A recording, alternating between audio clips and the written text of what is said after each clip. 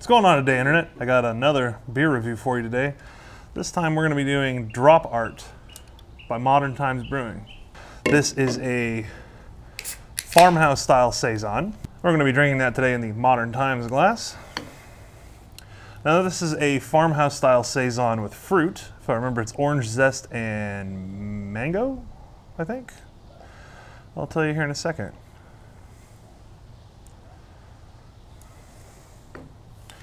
All right, yeah, mango and orange zest. This beer, I believe, is based off the Lomaland base recipe. It comes in at 6.2% alcohol by volume, so it's a nice light beer. And it's a warm day today, especially warm day.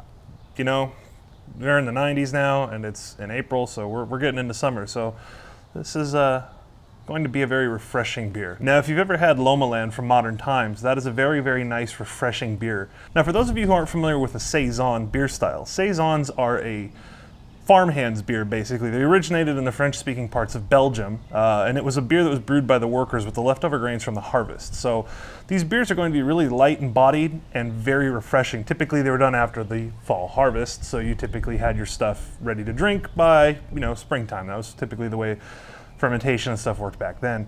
Longer fermentations, and they were typically varying in alcohol anywhere from 4%, like a table beer, or up to 7 or 8%. Some Saisons are still out there, like Saison DuPont Imperial is, I think, up there. I think it's at 7%. And if you're curious about the granddaddy of the beer style, Saison DuPont is pretty much the gold standard. However, Lomaland is a very, very easy to attain beer. It's available in most Western states, and I think it's starting to move out to the Eastern states as well. So enough about the history of the Saison. Let's go ahead and give this beer a taste.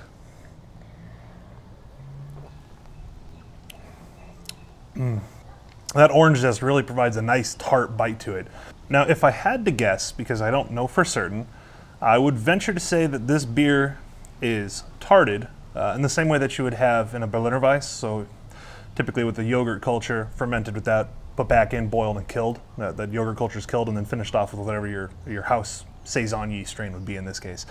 It's very, very light, but it is noticeable that it has that tartness. And I don't believe it's just from the orange zest, but the mango, the fruitiness from the mango is really juicy and comes through in spades. It really, really complements the wheat and corn backbone that this beer has. Corn in a beer, come on now. For certain beer styles like a Kolsch and a Saison, that's perfect. That's what they're supposed to have. They're supposed to have that corn character, and that's something that you look for in a Saison beer. Now, Saisons, not just with corn and grain bill, that's only a small portion of what makes a Saison a Saison.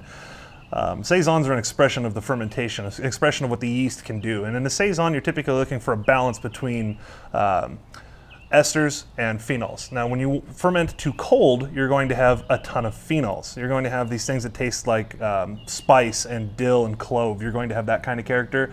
In a colder fermented beer, when you go too hot, you typically get banana, and those are your banana esters. When you typically have phenols in a beer, it's more spicy. So just kind of food for thought. Lomaland is a beer that sits right in that line. It has more clove and spice than it does banana, but the banana is there to kind of balance it out. And this beer with the fruit is a perfect expression to balance out that clove and spice character that's typically in a Saison. And now these are very nuanced flavors. We're not talking like it's a spicy beer. It's just a nuanced flavor, but the sweet from the fruit really, really complements that flavor profile. Color's typically what you'd expect for a Saison, nice and cloudy. Again, that's typically from the wheat, also from the yeast. You don't want to filter a Saison because then you're losing out on part of the appearance of what a Saison should be. As far as the character of the beer, super light and refreshing. You do get that nice weedy backbone with the Pilsner malt that comes in on the finish after the fruit and everything is subsided. And it really complements, again, complements, it's a freaking buzzword for this beer, but it's true, it complements this beer. Now, the mouthfeel on this for a Saison is perfect. It's effervescent, but not so much so where it's like, in your face like a champagne. It's a very, very nice, properly carbonated, properly treated beer. Now, if you've ever had Modern Times Fruitlands, that is a Goza with fruit.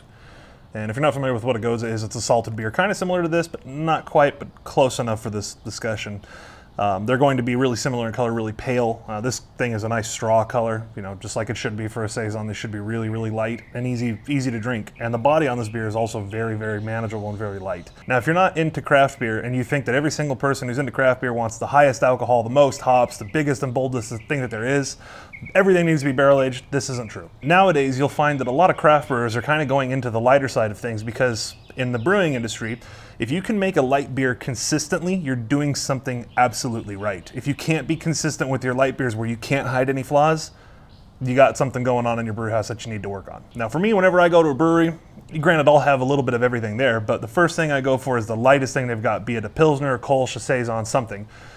The reason I do that is it's going to be kind of a foreshadow for what's going to be down the road at every other beer you're going to drink from there, because if they have flaws in that light beer and they can't hide them, everything else is going to have some flaws too. And when I'm talking flaws, I'm talking, you know, improper fermentation temperatures, things like that. Just small things that most people really aren't going to think about. When I go to places, I look for that because as a brewer, I don't want to be that guy that's diacetyl in his beer or acetaldehyde. I don't want that. I just absolutely want none of that. I don't want any off flavors other than what I'm intending to be in a beer. This is the perfect beer for a day where you're going to have warm days, cool nights. It's a nice, refreshing beer. This is like what I like to refer to as a lawn mowing beer. You just got done mowing the lawn and it's hot outside. Go for something light and refreshing, and this definitely hits the spot. If I had to give this beer a score on a scale of 1 to 10, I would easily give this beer a solid 8.5, verging on like an 8.75, but 8.5 is where I'm going to go ahead and throw this one. It's a very, very nice beer. It's a great introduction beer for people who necessarily aren't into craft beer, but are looking for something a little different than your standard junk that you get everywhere, right? Now, so here's some bullet points. This beer is super refreshing, very light-bodied, very clean, doesn't have a nasty, lingering, like Belgian-style taste. A lot of people don't like Belgian-style beers because that doesn't have it. Saisons typically don't.